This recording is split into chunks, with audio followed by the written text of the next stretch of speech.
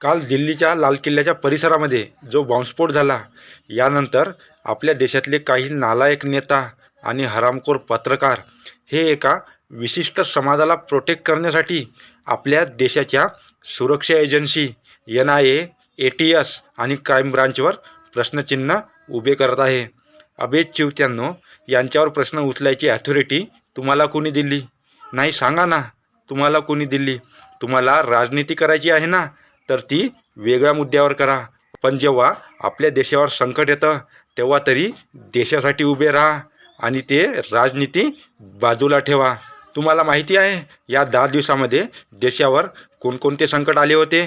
नाही ना, तर चला मी सांगतो. हा आहे doctor Adil Ahmad rather.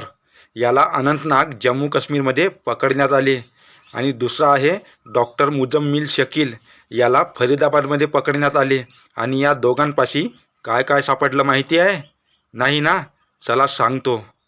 360 kilo विस्फोटक, 2 असॉल्ट रायफल, 84 कारतूस, 5 litre chemical, 2 automatic pistol, 20 approx battery आणि अन्य वस्तूए. अजून तर लिस्ट खूप लंबी आहे. पहा कोण कोण याच्यामध्ये पकडण्यात आलं आहे. आणि तुम्ही ते स्क्रीनवर सुद्धा पाहू शकता.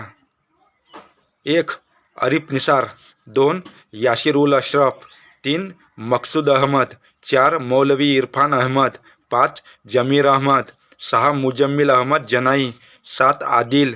यांना कोणी पकडले? आपल्या देशाच्या सुरक्षा एजन्सीने. प्रश्न उचलणं सोपं असतं हो, पण देशासाठी लढणं सोपं नाही. ते फक्त आपल्या देशाच्या जवानांनीच करावं. ते तुम्ही फक्त राजनीती करू शकता, देशाची सुरक्षा नाही. पण आता हे सगळं पाहून सुद्धा काही लिब्रांडू म्हणतील की आतंकवाद्याचा धर्म नसतो. धर्म नसतो हे आम्हाला पण माहीत आहे. त्यांचा फक्त मजहब असतो. आणि मी हे जे तुम्हाला नावं सांगितले ना, हे खूप मोठ्या प्लॅनमध्ये होते. पण आपल्या सुरक्षा एजन्सीने हे सगळे त्यांचे प्लॅन फेल केले. नाहीतर आपल्याला दिल्लीचा तर एक पाहायला मिळाला, असे अजून आपल्या देशामध्ये किती स्फोट पाहायला मिळाले असते याचा तुम्ही विचारही करू शकत नाही. पण या बॉम्बस्फोटमध्ये जे निर्दोष नागरिक शहीद झाले त्यांना मी श्रद्धांजली अर्पण करतो. मला गर्व आहे माझ्या देशाच्या एजन्सीजवर, जे देशाच्या सुरक्षेसाठी कुठल्या पण स्थळाला जाऊ शकतात. जय हिंद.